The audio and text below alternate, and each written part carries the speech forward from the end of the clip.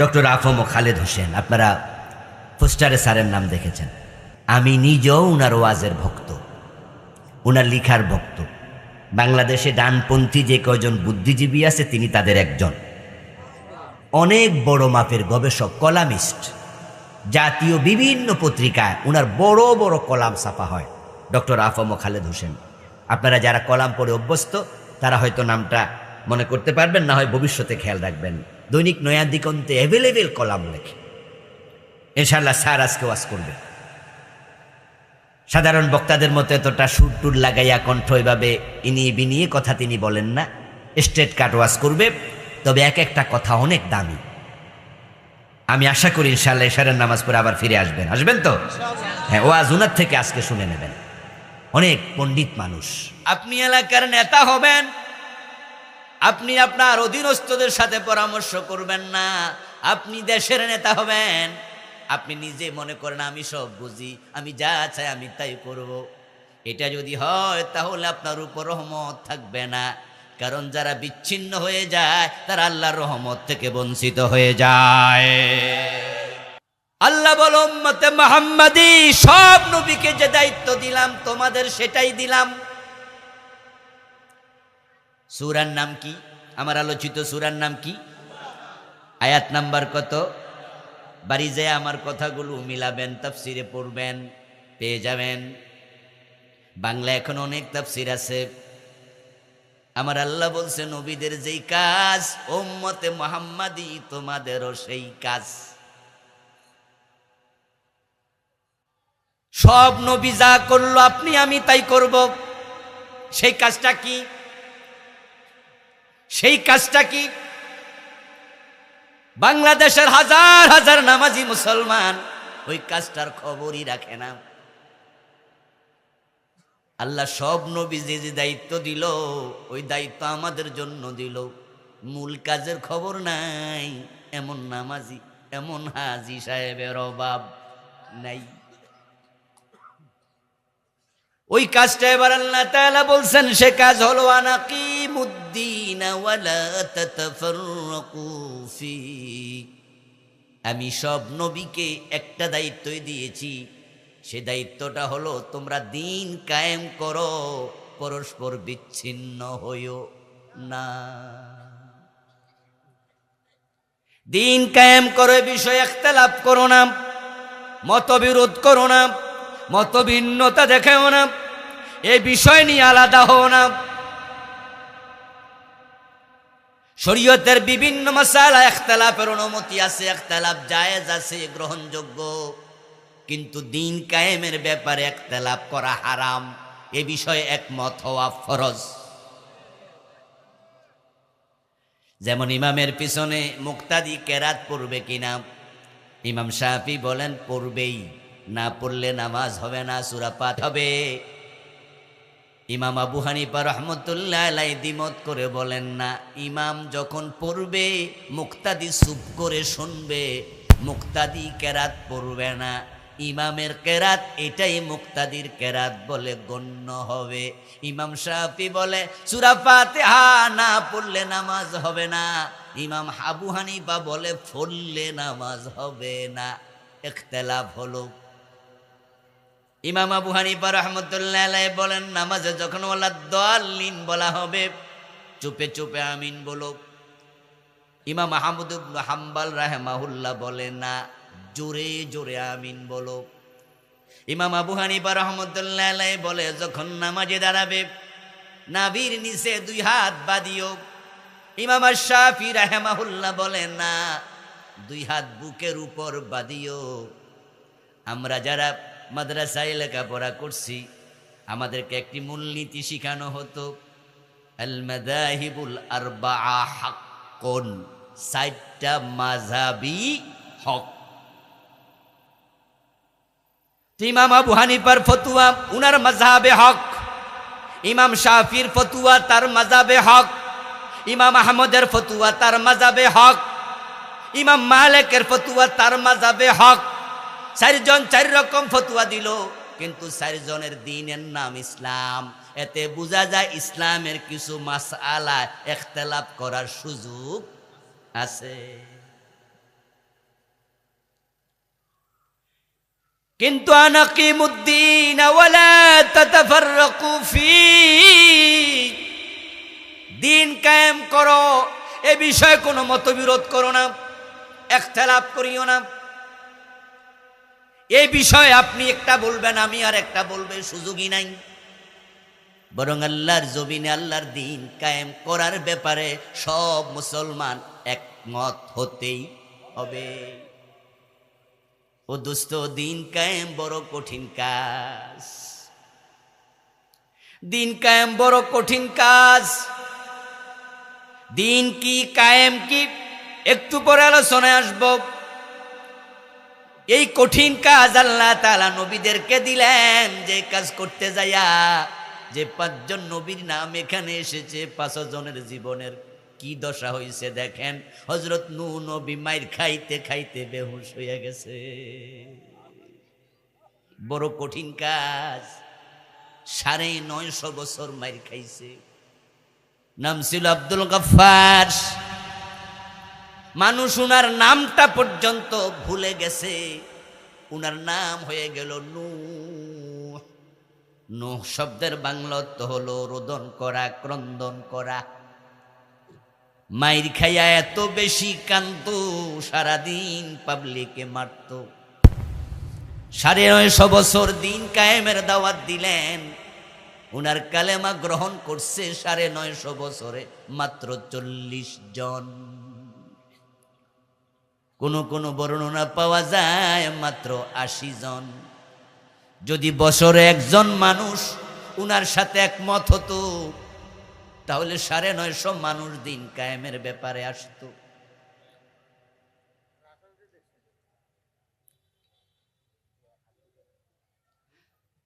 যদি 2 বছরে একজন হতো, তাহলে 400-র উপরে মানুষ মুমিন হতো। যদি 4 বছর একজন মুসলমান হতো আমার দোস্ত, তাহলে আমরা দেখতাম 250-র উপরে মুসলমান হয়ে যেত। কিন্তু না, 950 বছরে মুসলমান হলো মাত্র 40 জন, কোন রিওয়ায়াতে মাত্র 80 জন। এতে বোঝা যায় 8-10 বছরেও একজন লোক উনার সাথে একমত হয় নাই। বরং এই জাতি উনাকে এমন মারা মারছে, উনার কান্দনের কারণে মানুষ উনাকে নাম দিয়া বলছে ক্রন্দনকারী, নাম হয়ে গেছে নূহ। দিন কায়েমের নাম আল্লাহ যখন বলে, যেই নবীকে দিয়া শুরু করে তার নাম নূহ। ওই কাজ করতে যায় নূহ নবী নিজের আকুতি আল্লাহর কাছে যখন প্রকাশ করেন, তখন তিনি কি বললেন কোরআনে, আল্লাহ সেটা আমাদের কাছে আয়াত বানায়া নাজিল করছে। নূহ নবী এক পর্যায়ে অস্থির হইয়া, কষ্টে জর্জরিত হইয়া আল্লাহর পক্ষ থেকে যখন জানলেন ওহির মাধ্যমে এই জাতি আর ঈমান আনবে না, ও নূহ তুমি অনেক কষ্ট করেছ, অল্প কয়েকজন ঈমানদার হয়েছে, টেনশন করো না, তারা আর ঈমান আনবে না। এটুকু জানার পরে এবার নূহ নবী এক পর্যায়ে বদদোয়া দিয়ে দিলেন। আর আমরা সবাই জানি উনার বদদোয়ার কারণে মহাপ্লাবন হয়ে সবাইকে ডুবাইয়া মারছে। নূহ নবী বলে, ইন্নী দাউতু কওমি লাইলাও ওয়া নাহারা, ও আমার আল্লাহ, তোমার দেয়া দায়িত্ব পালন করতে গিয়া আমি দিনও দাওয়াত দিছি, আমি রাতেও দাওয়াত দিছি। দাউতু কওমি লাইলান ওয়া নাহারা, আমি রাতেও দাওয়াত দিছি, দিনও দিছি। আমরা যারা চাকরি বাকরি করি, অফিস আওয়ার কয় ঘন্টা? নরমালি আন্তর্জাতিক নীতির আলোকে বলেন অফিস আওয়ার কয় ঘন্টা? 8 ঘন্টা। আমরা যারা শিক্ষকতা করি, আমরা 8 ঘন্টা প্রতিষ্ঠানে থাকি না। বাংলাদেশে আইন আছে, শিক্ষা মন্ত্রণালয় থেকে আইন দিছে, আমরা যারা 8:30টায় ক্লাস শুরু করি, ঢাকা শহরে 8:30টায় ক্লাস শুরু হয় অনেক প্রতিষ্ঠান, সেগুলো জোহর পর্যন্ত শেষ। আর গ্রাম অঞ্চলে 10টায় শুরু হইয়া 4টা পর্যন্ত। তো 10টায় শুরু হইয়া 4টা পর্যন্ত হইলে 8 ঘন্টা হয় না 6 ঘন্টা হয়? আমার বন্ধু খেয়াল করুন, আন্তর্জাতিক নীতিতে অফিস আওয়ার হলো 8 ঘন্টা।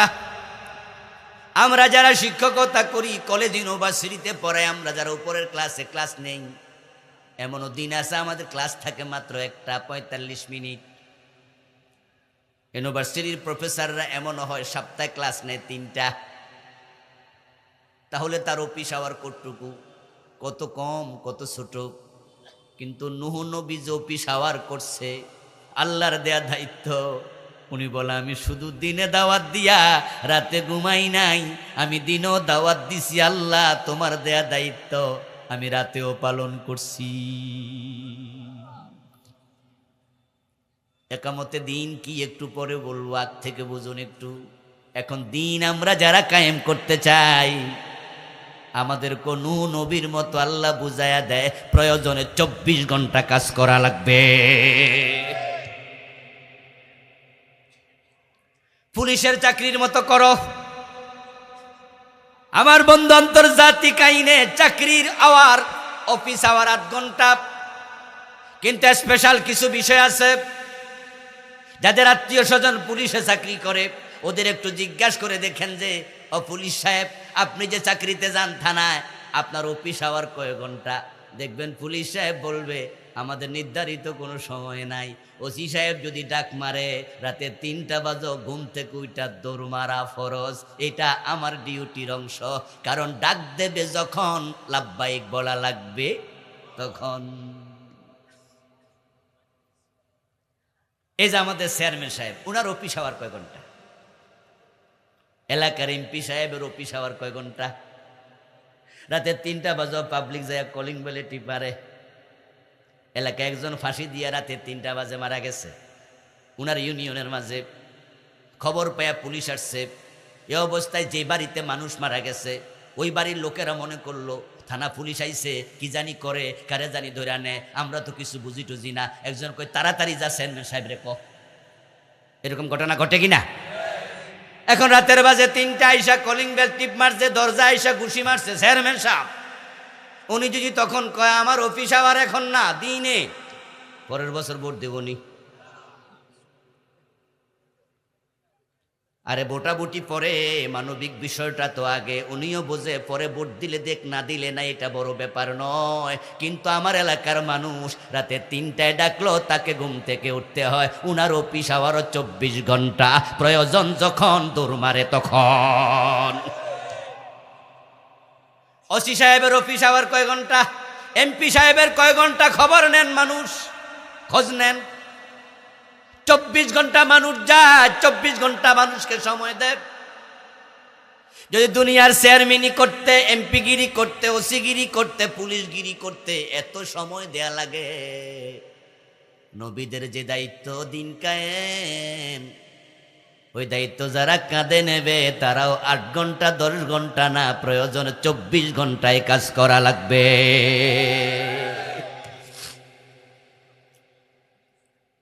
আপনারা জেনে থাকবেন মদিনা থেকে তাবুকের দূরত্ব 1000 কিলোমিটারের বেশি। রাসূলুল্লাহ সাল্লাল্লাহু আলাইহি ওয়াসাল্লাম দিন কায়েমের দায়িত্ব কাঁধে পেয়েছিলেন। এই দায়িত্ব যখন তিনি উম্মতকে সাথে নিয়ে পালন করছিলেন, দিন কায়েম করতে গেলে আবু জেহেলরা এটা সহ্য করবে না। কারণ দিন কায়েম হয়ে গেলে তাদের বদমাশি আর চলবে না। দিন কায়েম করতে গেলে নবী মুসা গেলে ফেরাউন সহ্য করবে না। কারণ যদি দিন কায়েম হয়ে যায় জমিনে ফেরাউনের আইন আর চলে না। দিন কায়েম করতে গেলে নবী ইব্রাহিম সামনে গেলে নমরুদ সহ্য করবে না। কারণ দিন যদি কায়েম হয় নমরুদের খবরদারি মানুষ আর শুনবে না। কারণ দিন কায়েম শুরু হবে একটা কালেমা পড়ে, ওই কালেমাটা হচ্ছে লা ইলাহা ইল্লাল্লাহ। বাংলা অর্থ কি? বাংলা অর্থ হলো আল্লাহ ছাড়া কোনো ইলাহা নাই, এর মানে আল্লাহ ছাড়া কাউকে মানি না।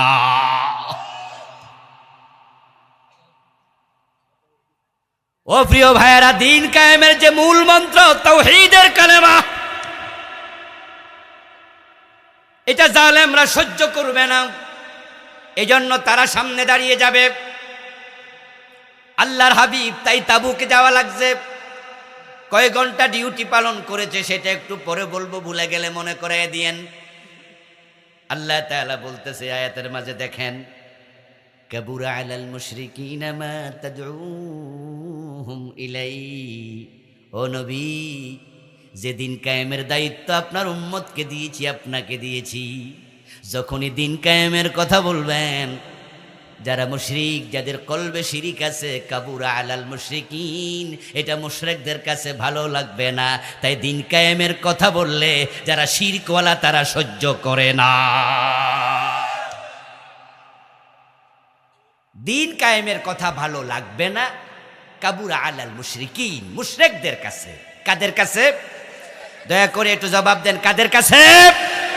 কথাটা আমার না আল্লাহর? আবার বলেন, কথাটা আমার না আল্লাহর? তাহলে আজকে আমি দিন কায়েমের ওয়াজ করব, কিছুক্ষণ পরে ব্যাখ্যা করব। আপনার কলবকে আপনি জিজ্ঞাসা করবেন, এই ওয়াজ আপনার কাছে ভালো লাগতেছে কিনা। দিন কায়েমের আলোচনা যদি ভালো না লাগে, আল্লাহর কসম আপনার কলবে শিরক ঢুকে গেছে। কারণ দিন কায়েম ভালো লাগবে না যারা মুশরিক তাদের কাছে। আল্লাহ নিজে বলছে, কাবুরা আলাল মুশরিকিনা মা তাদউহুম ইলাই। মুশরিকরা নামাজের কথা বললে খেপে না, রোজার কথা বললে খেপে না, দিন কায়েমের কথা বললে খেপে যায়। এই জন্য বাংলাদেশের দিকে তাকান, যারা শুধু নামাজ, রোজা, হজ, যাকাতের ওয়াজ করে, ওই হুজুরদের মাহফিল বন্ধ হয় না। যারা শুধু জিকির আজকারের কথা বলে, ওই পীর সাহেবের মুরিদ কমে না। যারা শুধু নামাজ, রোজার ওয়াজের কথা বলে, তাদের বিরুদ্ধে মামলা হামলা হয় না, বরং খাইয়া খাইয়া পেট বড় হয়, গর্দান মোটা হয়। যারা দিন কায়েমের কথা বলে, তারা বাড়িতে ঘুমাতে পারে না।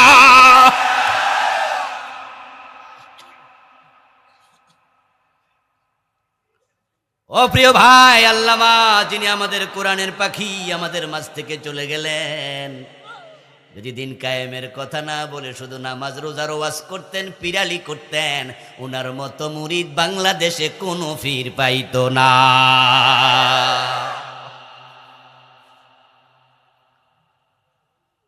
নবী ইব্রাহিম আলাইহিস সালাম যদি নমরুদের কাছে গিয়ে বলতেন, চাচা আমার বাবা তো আপনার এখানে চাকরি মাকরি করে, তা আমি নবী হইছি, এখন আমি শুধু একটা মসজিদ বানাবো, ওই মসজিদে আমি আমার মুরিদদেরকে নিয়ে নামাজ কালাম পড়বো, রমজানে রোজা রাখবো।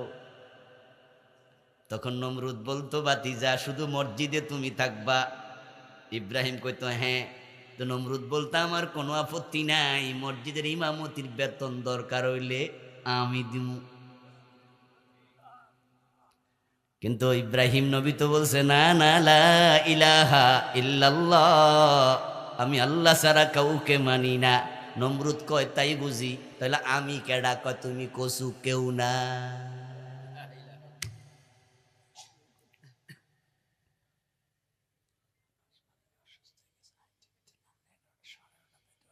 লাগবো না, বুঝালাইছি আমি।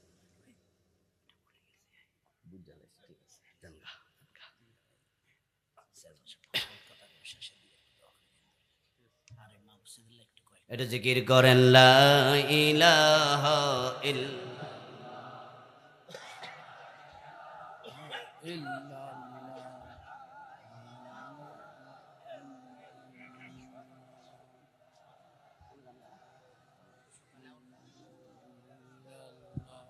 লা ইলাহা ইল্লাল্লাহ, লা ইলাহা ইল্লাল্লাহ মুহাম্মাদুর রাসূলুল্লাহ।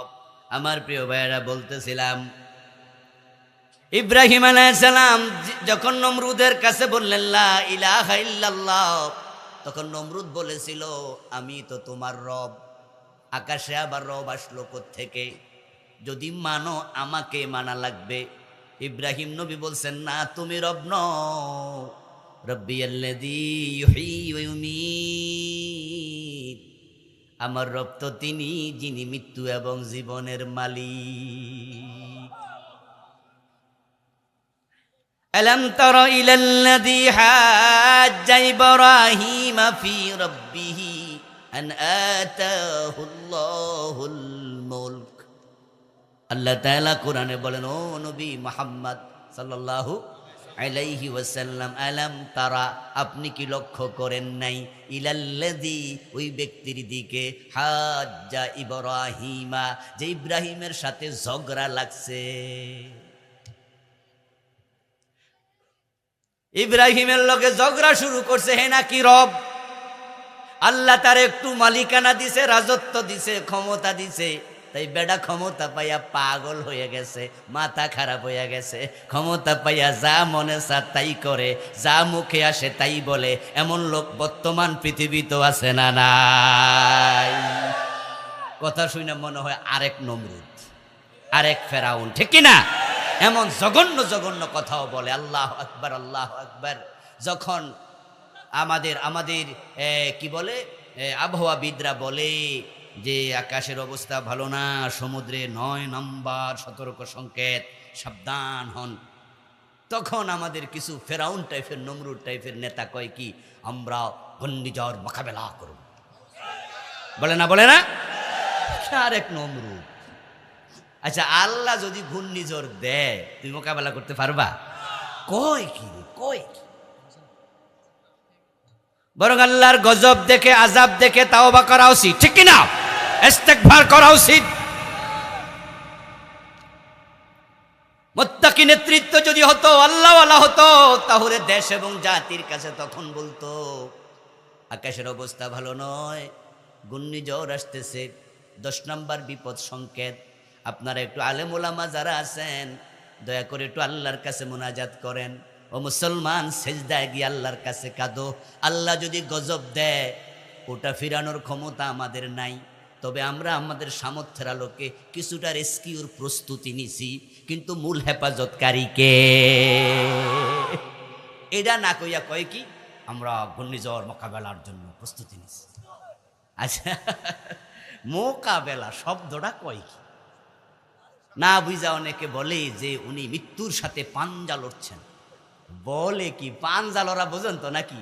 একজন একজনে এমনি ধরে না? ছোট থাকতে লড়ছেন না পাঞ্জা? এমনি ধরে একজন এমনি কয় তুই আমারও হতা, হে কয় না আমি তোরে হতাম। আচ্ছা, মৃত্যু আজরাইলের সাথে পাঞ্জা লড়ন যাবো তো? কি শব্দ মানুষ বলে, আরে বোঝে না। আমার প্রিয় ভাইয়েরা, নমরুদ বলেছে আমি তো জীবনের মালিক, আনা উহি ওয়া উমীত, আমি বাছাই, আমি মারি। ইব্রাহিম নবী কই কেমনে, কি বুঝলাম না। জেলখানা থেকে 2 জন কয়েদি আনলো, ইব্রাহিম আলাইহিস সালামের সামনে দাঁড় করালো, তলোয়ারটা হাতে নিল, একজনের কল্লা ফালাইয়া দিল। কোনো বিচার টিচার নাই, আর্গুমেন্ট নাই, হাকিম নাই, ব্যারিস্টার জজ কিচ্ছু নাই, নিজে কল্লা কেটটা দিল। আর ইশারা দিল আরেকজনের দিকে, যা যা তুই বাড়ি চলে যা, মুক্ত করে দিলাম। এবার ইব্রাহিম নবীকে বলতেছে, দেখলা, একজনের মারলাম আর একজনের সাল্লাম। ইব্রাহিম, তুমি তো বললে তোমার রব তিনি, যিনি মৃত্যু এবং জীবনের মালিক, তো দেখছো নি আমি এতে কাম করলাম। ইব্রাহিম আলাইহিস সালাম কয়, দেখছি তো বড় মাপের পাগল।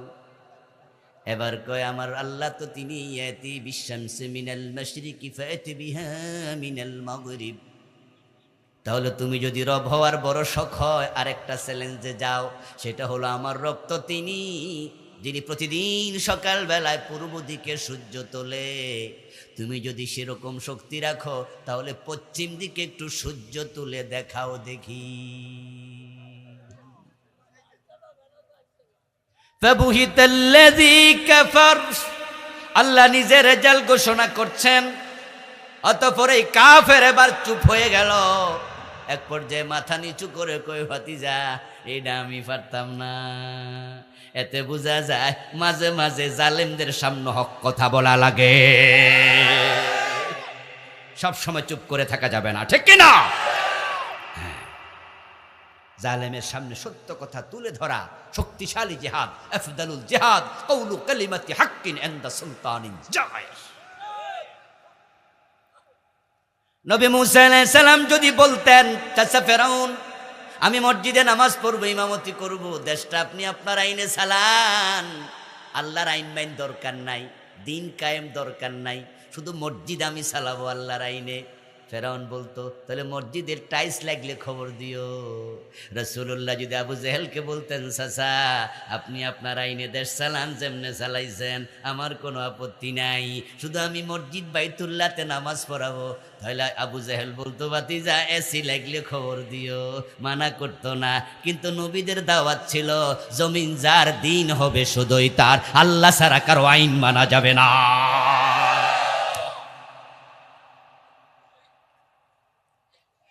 এই কথা শুনে তারা কষ্ট পায় যাদের অন্তরে শিরিক আছে, ঠিক কিনা? আর যার অন্তর আল্লাহর তাওহীদ ঢুকে গেছে, তার সামনে যখন বলবেন আল্লাহর দিন কায়েম করতে হবে, তখন সে বলবে, তো দিন তো আল্লাহরই কায়েম হবে, কারণ জমিনের মালিক কে? তো জমিন যার, দিন মানে বিধান, আইন, ইসলাম, কিছু নির্ধারিত নিয়ম কানুন, তাহলে জমিন যার, আইন চলবে শুধু কার? তার। তো সুতরাং আমার আপত্তি কি? এটাই তো নিয়ম। কিন্তু যারা কিছু জায়গা আল্লাহকে মানে, কিছু জায়গা মানে না, এমন লোক বর্তমান সমাজে সবচেয়ে বেশি। আপনি তাদের ভিতরে পড়বেন না।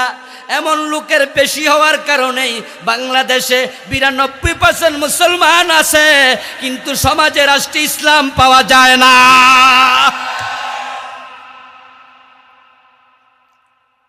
তাদের মাঝে আপনি পড়লে বিপদ, কারণ আপনি তাদের মাঝে থাকাই প্রমাণ করে আল্লাহ নবীদেরকে যে দায়িত্ব দিছে, আপনারে দিছে, সে দায়িত্ব আপনি যথাযথ পালন করতে এখনো রাজি হতে পারেননি।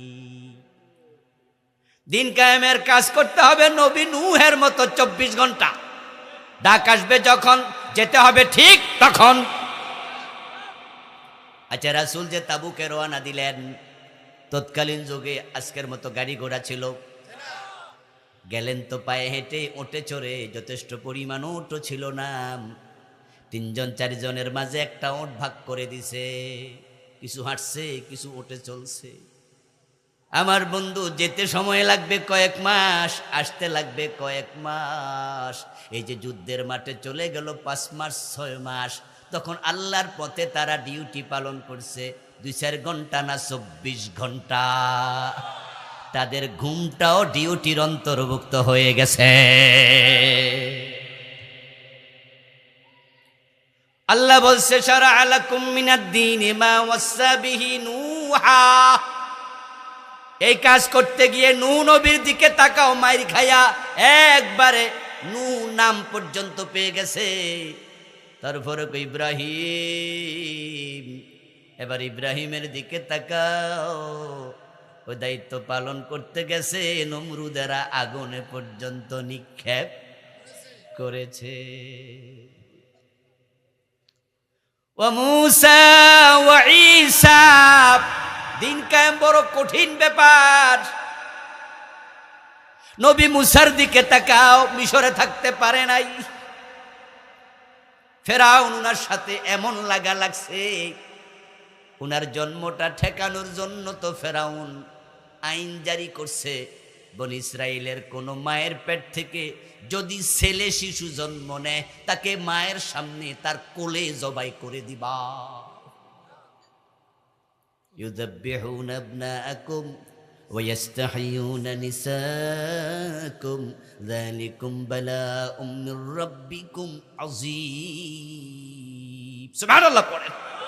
কত বড় পরীক্ষা, কত বড়। আল্লাহ বলে, ছেলে জন্ম নিলে তারা জবে করে দিত, মেয়ে জন্ম নিলে তারা ছেড়ে দিত। আল্লাহর পক্ষ থেকে এটা ছিল অনেক বড় পরীক্ষা, মূসাকে ঠেকাতে হবে। কিন্তু রাখে আল্লাহ মারে কে? ওই মূসাকে আল্লাহ ফেরাউনের বাড়িতে তার কোলে লালিত পালিত করেছে। ঠিক না, ঠিক না, ঠিক না? ওই কাহিনী আমি বলা দরকার নেই, সূরা কাসাস পড়বেন, বিস্তারিত পাবেন। এ নিয়ে আলাদা সূরা কানা করেছে। মূসা আলাইহিস সালাম বড় হয়ে গেলেন, কিন্তু বনি ইসরাইলদের উপরে এত জুলুম ফেরাউন এবং তার বংশের লোকেরা করত। এক পর্যায়ে আল্লাহ তাআলা উনাকে হিজরত করতে বললেন। তিনি হিজরত করে মিশর থেকে ফিলিস্তিন চলে গেলেন, থাকতে পারলেন না নিজ দেশে। তাহলে এতে বোঝা যায়, যারা দিন কায়েমের দায়িত্ব পায় তারা মাঝে মাঝে দেশ ত্যাগ করে হিজরত করা লাগে। হিজরত মানে হলো নিজের ঘর আছে, বাড়ি আছে, যাওয়ার সময় ঘর বাড়ি জায়গা জমিন কান্দে নিয়ে যাওয়া যায় বুঝি? সব রেখে চলে যেতে হয়। আমাদের নবীর সাহাবীদের জীবনে হিজরত আছে না নাই? প্রিয় নবী নিজে হিজরত করেছেন কিনা? ওনাদের কি মক্কায় বাড়িঘর ছিল না? জায়গা জমিন ছিল না? মক্কায় সব কি গরিবরাই ছিল সাহাবী? দুই একজন ধনী সাহাবী কি ছিল না? হিজরতের সময় উনার জায়গা জমিন নিতে পারছে। যেখানে গেছে অন্যের মেহমান হয়ে থাকছে, থাকার জায়গাটাও প্রথম দিকে ছিল না। দিন কায়েম বড় জটিল বিষয় রে ভাই। এই বিষয়ে তো আজকে অনেক লোকে জানেই না আল্লাহর দেয়া দায়িত্বটা কি। ও প্রিয় ভাই, আল্লাহর নবী সাহাবারা যাবেন মদিনায়, কি খাবেন, কোথায় থাকবেন, কোথায় আশ্রয় নেবেন জানে না। সব ছেড়ে দিয়ে হিজরত করেছে। তখন সাহাবীদের জন্য হিজরত করা ছিল ফরজ। ইসলাম যেখানে গ্রহণ করো মদিনায় চলে যাও। মক্কা বিজয়ের পরে প্রিয় নবী বলছে, লা হিজরাতা বাদাল ফাতহি ওয়ালাকিন জিহাদুন ওয়া নিয়াতুন ফাইজাস্তুনফিরতুম ফানফিরু। মক্কা বিজয় হয়ে গেছে, এখন আর হিজরত প্রয়োজন নাই। মক্কা বিজয়ের আগ পর্যন্ত হিজরত করা ছিল ফরজ। তাকে দেখো নবী ঈসার দিকে, দিন কায়েমের দায়িত্ব আল্লাহ ঈসা আলাইহিস সালামকে দিলেন। এবং উনার জীবনের শেষ অংশ কি পাইলেন? শত্রু পরিবেষ্টিত অবস্থায় আল্লাহ উনাকে আকাশে তুলে নিছে। চারজন নবীর সংক্ষিপ্ত কথা বললাম। এবার নবী মুহাম্মাদের দিকে তাকান। বিশ্ব নবীর মতো মহামানব, নবুয়তের 7ম থেকে 10ম সন 3 বছর শিবে আবি তালেবে জেলখানায় কাটছে। যে জেলখানায় পানি এবং খাবারের সাপ্লাইটাও বন্ধ করে দিছে।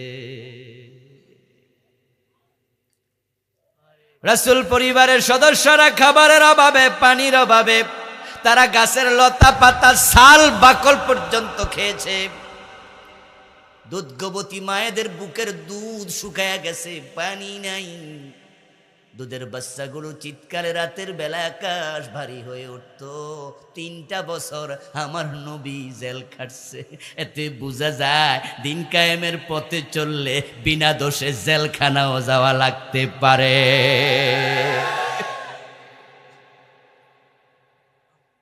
ও মুসলমান, দিন কায়েম ফরজ। যে বিষয় মতভেদ পর্যন্ত না জায়েজ, ওইটা করতে যায় রাসূল জেল খাটলেন বরাবর 3 বছর। এখন রাসূলুল্লাহর মিষ্টি খাওয়ার সুন্নাহ মানে, রাসূলুল্লাহ দাড়ি রাখার সুন্নাহ মানে, রাসূলুল্লাহ টুপি মাথায় দেওয়ার সুন্নাহ মানে, রাসূলের মেসওয়াক 1 বিগত নাকি আধা বিগত সেই সুন্নাহ খোঁজে। কিন্তু রাসূলের মতো 3 বছর জেল খাটাও সুন্নাহ, এই সুন্নাহ কয়জনে খোঁজে? ইমাম আবু হানিফা কি জেল খাটে নাই? ইমাম আহমদ কি জেল খাটে নাই? ইমাম বুখারী কি দেশ ত্যাগ করে নাই? কোথায় কোথায় যে বুখারী শরীফের উদ্ধৃতি দেন, বুখারীর হাদিস বলার পরে মনে যে প্রশান্তি খোঁজেন, সহিহ বুখারীতে আছে নাকি? একটু আলেম ওলামা যারা একটু বুঝদার আছে, দিন কিছু বোঝে, যদি কই এটা বুখারীর হাদিস, তখন আমরা আস্তে কইরা মাথা নত কইরা কই তাহলে ঠিক আছে না, ঠিক না? ব্যাপারটা এমন না। বুখারী হাদিস মানে সহিহ। ওই ইমাম বুখারী তো নিজের দেশে মরতে পারে নাই, হিজরত করা লাগছে। ইমাম আহমদ ইবনে হাম্বল রাহিমাহুল্লাহ হাদিসের সবচেয়ে বড় বই, যেটা বড় কিতাব, নাম আল মুসনাদ। ওটার মাঝে হাদিস আছে 45,000-এর বেশি। আমার বন্ধু, এই বড় কিতাব 4 মাযহাবের 1 মাযহাবের যিনি প্রতিষ্ঠাতা, ওই আহমদ ইবনে হাম্বল রাহিমাহুল্লাহকে জেলখানায় মরতে হয়েছে। মরার আগে প্রতিদিন 10টা করে চাবুকের বেত দেয়া হতো, চাবুকের বাড়ি। দিন কায়েম বড় কঠিন জিনিস রে ভাই। এই কাজ করতে গিয়া দেখো নবী মুহাম্মদের দাঁত নাই, কাঁচা দাঁত ভেঙে ফেলেছে। আমরা যখন মাছ টাছ খাই, বিশেষ করে কই মাছ, পুঁটি মাছ, এগুলোতে তুলনামূলকভাবে কাঁটা চিকন চিকন একটু বেশি।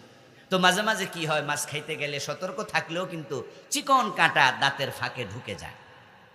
যখনই আমাদের একটু জিহ্বার পাশে দাঁতের কোনায় কাঁটা ঢোকে, আমরা কি খাবার কন্টিনিউ করি নাকি এটা খোলার চেষ্টা করি? দেখেন সুবহানাল্লাহ, সাথে সাথে কিন্তু খাবার দাবার স্টপ। গতকালকে রাতে মাহফিল ছিল আমার কেরানীগঞ্জের সাথে, তো ওখানে খেতে বসলাম। একটা মাদ্রাসার মোহতামিম সাহেব আমার সাথে বসে উনি খাচ্ছে। হঠাৎ করে উনি খাবার বন্ধ করে হেঁটে চলে যাচ্ছে। যাওয়ার সময় আমার ইশারা দিছে যে হুজুর, কাঁটা আটকিছে, এটা বাইরে যায় খুললাই। তো উনি যখন হেঁটে চলে যাচ্ছে, অন্যরা জিজ্ঞাসা, হুজুর কই যান কই যান, হুজুর খাবেন না? তো উনি মানে কথাও বন্ধ লাগছে, যে কথা কইতে পারতেছে না। তারপরে কাঁটা খুলে এসে উনি খাচ্ছে। ও দোস্ত, ছোট্ট কাঁটা যদি দাঁতের ফাঁকে ঢোকে, দাঁতের মাড়িতে লাগে, তাহলে আমরা খাবার বন্ধ করে এটা খোলার জন্য পাগল হয়ে যাই। ছোট বাচ্চার দাঁতে কাঁটা আটলে মা কয় বাদ সাবাইস না, গিল্লালা দেখি কাঁটাটা সরে কিনা। সরে না, তখন কেউ কেউ পাউরুটি আন, পানিতে ভিজাইস না, না ভিজাইয়া সাবাইয়া সাবাইয়া খা, গুতা গাতা লাগে চলে যাক। কোন কোন এলাকায় যখন দেখে চেষ্টা কইরা হয় না, কই বিড়ালের পাশাই পেদর।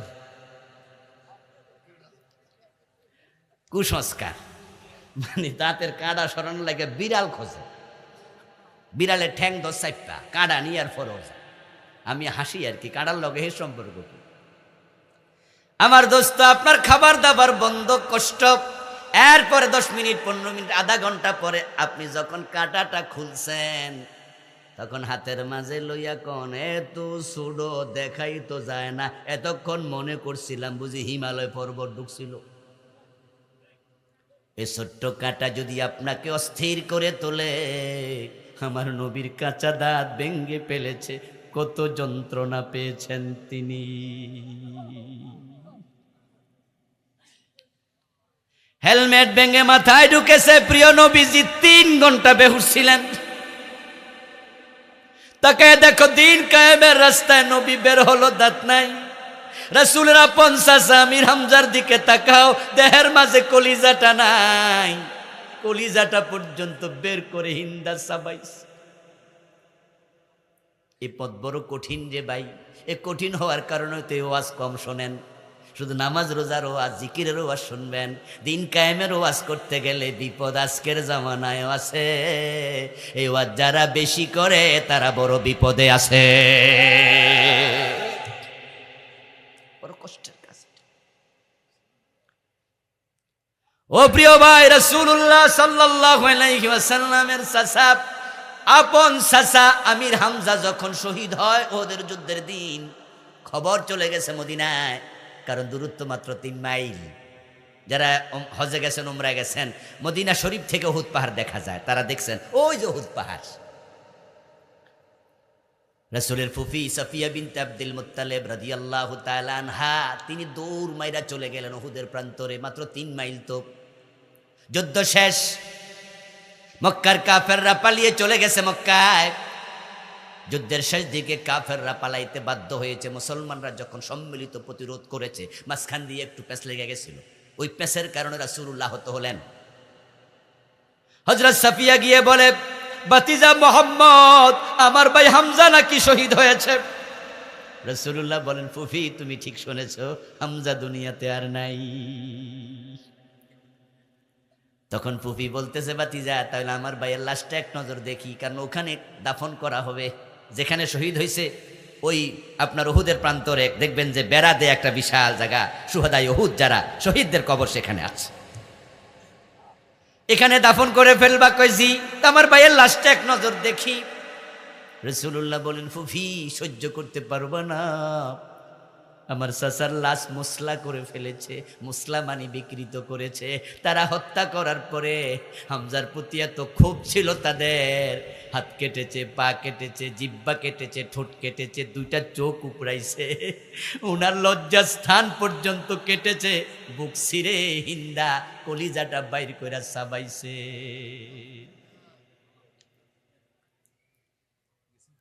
এজন্য তো আমি বলি তাকে দেখো নবী মোহাম্মদের দাঁত নাই, আপন চাচার কুলজা নাই, দিন কায়েমের পথে আগাইছে, আপন নাতি ইমাম হুসাইনের দেহের মাঝে কল্লাটাও নাই। ইয়াজিদ বাহিনী কল্লা কাইটা আলাদা করে ফেলেছে। এটাই হলো দিন কায়েমের রাস্তা। এই রাস্তায় চললে শাহাদাত বরণ করতে হয় হাসতে হাসতে, আপনি জেনে বুঝে হাসতে হাসতে শাহাদাতের মঞ্চে শহীদের রশি পাশির রশির দিকে আগাইতে হয়। ভয় পাইলে জমিনে দিন কায়েম হয় না।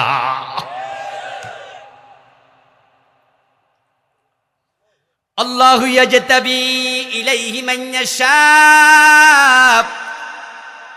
এবার আল্লাহ বলছে শোনো, এ দিন কায়েমের কাজ সবাই করতে পারবে না। এ কাজের জন্য আল্লাহ যাদেরকে সিলেক্ট করে শুধু তারাই এই কাজ করার সৌভাগ্য লাভ করে।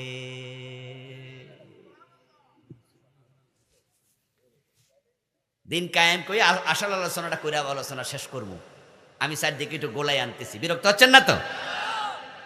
আপনারা যারা দিন কায়েমের কাজ এখনো করতে পারেননি, নামাজ পড়ছেন, রোজা রাখছেন, হজ করছেন, যাকাত দিচ্ছেন, দ্যাটস ওকে, সব ঠিক আছে, কিন্তু দিন কায়েমের কাজে আপনি এখনো কর্মী হন নাই, আপনি এখনো সহযোগী হন নাই, এই কাজে আপনি নিজেকে সম্পৃক্ত করেন নাই। আল্লাহ বলে আল্লাহু ইয়াজতাবি ইলাইহি মান ইয়াশা। এই কাজ সবাই করতে পারে না, শুধু আল্লাহ যাদেরকে পছন্দ করে তারাই দিন কায়েমের কাজ করে। আবু তালেবের নাম শুনেছেন? চুপ করে থাকেন, একটু কথাবার্তা কইেন। আবু তালেবের নাম শুনেছেন? রাসূলুল্লাহর চাচাদের মাঝে উনি ছিলেন রাসূলের সবচেয়ে কাছের। হামজা রাসূলের চাচা, আব্বাস রাসূলের চাচা রাদিয়াল্লাহু তাআলা আনহুম।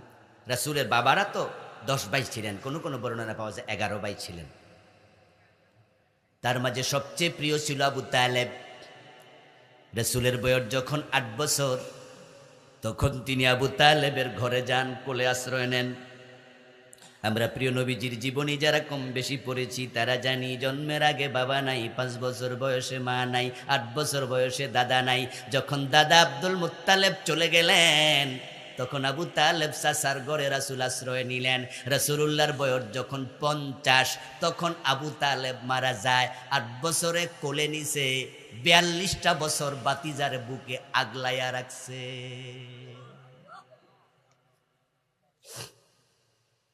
42 বছর।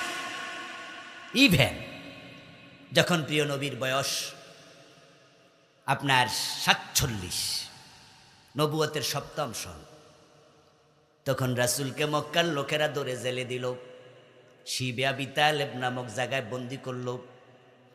তখন আবু তালেব গিয়ে বলল, তোমরা যদি আমার বাতিজারে বন্দি করে রাখো তাহলে আমারও বন্দি করো, আমি বাহিরে থাকবো না। লোকেরা জিজ্ঞাসা করলো, তুমি কি তোমার বাতিজার দাওয়াত গ্রহণ করছো? তার রবকে মানো নাকি? কয় না, সেটা আমি মানি না। তাহলে তার কাছে যাইবা কেন? তাকে আমি বড্ড ভালোবাসি। উনার ছেলে আলী, উনার ছেলে আকিল, উনার ছেলে জাফর, উনার মেয়ে উম্মে হানি, উনার নিজের সন্তানদেরকে যতটা না ভালোবাসতেন, এতিম বাতিজা মুহাম্মদকে ভালোবাসতেন তার চেয়ে অনেক গুণ বেশি। তারিখ ইসলামীতে পাওয়া যায়, একদিন রাতের বেলা রাসূলুল্লাহ সাল্লাল্লাহু আলাইহি ওয়াসাল্লাম ঘুমিয়ে পড়েছেন। আবু তালেব শিবে আবি তালেবে তখন ওই যে বন্দিশালায় নিজে স্বেচ্ছায় কারাবাস, উনাকে কেউ সেখানে পাঠায় নাই, কারণ তিনি তো কাফের। রাতের বেলা রাসূল ঘুমালেন, আবু তালেব রাসূলুল্লাহর বিছানায় গিয়ে বলতেছে, ভাতিজা ওঠো ওঠো। আল্লাহর হাবিব বলেন, চাচা এত রাতে আমাকে ডিস্টার্ব করছেন, ডাকছেন কেন? বলে, শোনো, তুমি আমার বিছনায় যাই একটু ঘুমাও, আমি তোমার বিছনায় ঘুমাবো। রাসূলুল্লাহ জিজ্ঞাসা করলেন, কেন চাচা? তখন আবু তালেব জবাব দেয়, আজকে যখন তুমি বিছনায় আসছো তখন বাতি ছিল জ্বালানো, আমার ভয় হয় দূর থেকে কোনো জালেম, কোনো শত্রু তীর নিক্ষেপ করতে পারে, কারণ তোমার বিছনা তারা চিহ্নিত করার সম্ভাবনা আছে, বাতিটা জ্বালানো ছিল, এজন্য তুমি আমার বিছনায় চলে যাও। রাসূল বলেন, চাচা বাতি যদি তীর মারে ওই তীর তো তোমার গায়ে পড়বে। তখন আবু তালেব জবাব দেয়, আমি মরতে রাজি, তোমাকে মরতে দেব না।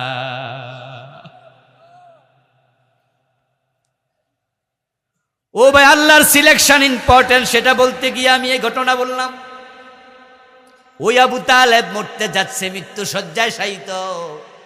রাসূলুল্লাহর দাওয়াত সে নেয় না। জেলখানা থেকে রাসূল বের হলেন, নবুয়তের 10ম সন। রাসূলুল্লাহর বয়স 50। আবু তালেব তখন মরে যাচ্ছেন। আল্লাহর হাবিব বালিশের পাশে বসলেন, মাথার পাশে বসে বলছেন, আম্মি কুল্লা ইলাহা ইল্লাল্লাহ আশহাদ লাকা বিহা ইনদাল্লাহ। সহিহ মুসলিমে হাদিস কিতাবুল ঈমান এসেছে। রাসূলুল্লাহ বলেন, প্রিয় চাচা, একটা বার কালেমা পড়ে যাও, বাকি দায়িত্ব আমি নেব। দিন কায়েম করো। দিন কায়েমের মূল মন্ত্র, মূল কাজ লা ইলাহা ইল্লাল্লাহ, এটা দিয়ে শুরু হবে। এই কালেমাটা পড়ে মরে যাও। আবু তালেবের মাথার অপর পাশে বসা ছিল আদুব্বুল্লাহ, আল্লাহর দুশমন। রাসূলের শব্দটা বলেছে আদুব্বুল্লাহ, আবু জেহেল ও আব্দুল্লাহ ইবনে উমাইয়া, এই দুই জালেম পাশে বসা। আমি যখন প্রস্তাব দিলাম লা ইলাহা ইল্লাল্লাহ পড়ো, পড়ে মরে যাও, বাকি দায়িত্ব আমি নেব। তুমি মুমিন ছিলা, দিন কায়েমের সহযোগী ছিলা। আমি আল্লাহর কাছে সেদিন কিয়ামতের মাঠে তোমার পক্ষে সাক্ষী হয়ে দাঁড়াইয়া যাব। ও চাচা, কালেমাটা পইরা মরো। আবু তালেব কিছুটা নিমরাজি, চুপ করে থাকলেন। আবু জেহেল কয়, ভাই আবু তালেব, মরার আগে বাবার ধর্ম ছেড়ে দিবা? মরার আগে বাবার ধর্ম ছেড়ে দিবা? দাদার ধর্ম ছেড়ে দিবা? এ বাতিজার নতুন ধর্ম গ্রহণ করবা? 360 খোদা বাদ দিবা, এক খোদা মানবা? এটা কি হয়? তুমি কি কাপুরুষ? এবার আবু তালেব একটু মাথা তুললেন। প্রিয় নবী ভাবলেন কালেমা বুঝি পড়ে ফেলবে, কিন্তু না, আল্লাহর সিলেকশন নাই। আবু তালেব মাথা তুলে বলছে, লাউলা আন তুআইয়িরানি কুরাইশুন লাআকরারতু বিহা আইনাকা ওয়া কানা আখিরু কালামিহি কাল্লামাহুম হুয়া আলা মিল্লাতি আব্দুল মুত্তালিব। আবু তালেব মাথা তুলে বলে, বাতিজা, আমি যদি কালেমা পড়ে মরি, কুরাইশরা আমার বদনামি করবে, আমারে কাপুরুষ বলে গালি দেবে। এই আশঙ্কা যদি না থাকতো, আমি তোমার চোখের সামনে কালেমা পড়ে তোমার নয়ন জুড়াইয়া দিতাম। আবু তালেবের শেষ কথা, বাতিজা, তোমার ধর্ম মানি না, আমার বাবার ধর্ম নিয়ে মরে গেলাম। নাউজুবিল্লাহ পড়বেন না ভাইয়েরা? আল্লাহ আমাদের কুফরি থেকে হেফাজত করো, বলেন আমিন। আল্লাহ আমাদের শিরক থেকে হেফাজত করে, বলেন আমিন। আরে আল্লাহর সিলেকশন কত ইম্পর্টেন্ট। প্রিয় নবীজি সাল্লাল্লাহু আলাইহি ওয়াসাল্লাম চাচার বিদায়ের দৃশ্য দেখে কাঁদতে শুরু করলেন। আরে আমি কত কবিরা গুনাহগার উম্মতকে সুপারিশ করে করে জান্নাতে নেব, কিন্তু আমার চাচার জন্য কাফের মুশরিক, তাই সুপারিশের কোনো অনুমতি আল্লাহ দেবে না। তাই তিনি বাচ্চা মানুষের মতো কাঁদতে শুরু করলেন, ফুপিয়ে ফুপিয়ে। আল্লাহ তাআলা জিবরিল আমিনকে পাঠালেন, কোরআন মাজিদের আয়াত নাজিল করলেন, লাআল্লাকা বাখিউন নাফসাকা আল্লা ইয়াকুনু মুমিনিন। ও আমার নবী, মানুষ ঈমান আনবে না, তাই বলে আপনি কেঁদে কেঁদে নিজেকে কষ্ট দেওয়ার কোনো দরকার নাই। ইন্নাকা লা তাহদি মান আহাবাবতা ওয়ালাকিন্নাল্লাহা ইয়াহদি মান ইয়াশা। শব্দ দেখেন, শব্দ দেখেন, শব্দ দেখেন। ইন্নাকা লা তাহদি মান আহাবাবতা, আপনি যাকে চান তাকে হেদায়েত দিতে পারবেন না। ওয়ালাকিন্নাল্লাহ ইয়াহদি মান ইয়াশা, হেদায়েত আল্লাহ যাকে চায় তাকে দেয়। ঠিক এখানেও বলছে, ইয়াজতাবি ইলাইহি মান ইয়াশা, দিন কায়েমের কাজ আল্লাহ তাকে করতে দেয় যাকে আল্লাহ পছন্দ করে। সুবহানাল্লাহ। নবী, আপনি চেয়েছেন, আপনি পারেন নাই, কারণ আবু তালেবকে কাজের জন্য আল্লাহ পছন্দ করে নাই। তাহলে দিন কায়েমের সাথে আমরা যারা আছি, আমাদের খুশি হওয়া দরকার। এই কাজের জন্য আমাদের পছন্দ করেছেন কে? এবার আসুন মূল আলোচনা ঢুকে গেলাম। দিন কায়েম কি? যারা আমার এখন আলোচনা শুনে বুঝবেন, আপনি তো এখন ওই কাজে আসতে পারেন নাই, তাহলে আল্লাহর পছন্দনীয় বান্দা হওয়ার জন্য এই কাজে ঢুকা দরকার আছে না নাই? এজন্য প্রতিদিন আমরা নামাজে দাঁড়াইয়া একটা দোয়া করি, সুবহানাল্লাহ সুবহানাল্লাহ। এই দোয়া ছাড়া নামাজ হয় না। সে দোয়া হলো ইহদিনাস সিরাতাল মুস্তাকিম, লা সালাতা ইল্লা বিফাতিহাতিল কিতাব। মুক্তাদি ফরুক অথবা ইমামে ফরুক, ইমাম যদি পড়ে মুক্তাদিরটা হয়ে যাবে। অন্য মাযহাব বলছে মুক্তাদিও পড়বে ইমামও পড়বে, আমাদেরটা আমাদের ইমাম পড়ছে, আমাদেরটা হয়ে যাচ্ছে। একটা দোয়া আছেই প্রতিদিন কমপক্ষে 17 রাকাত নামাজে 17 বার ইহদিনাস সিরাতাল মুস্তাকিম। ও আমার রব, আমাদেরকে তুমি হেদায়েত দাও। এই জন্য আল্লাহর দ্বীন কায়েমের জন্য আল্লাহর কাছে দোয়া করা দরকার আছে না নাই?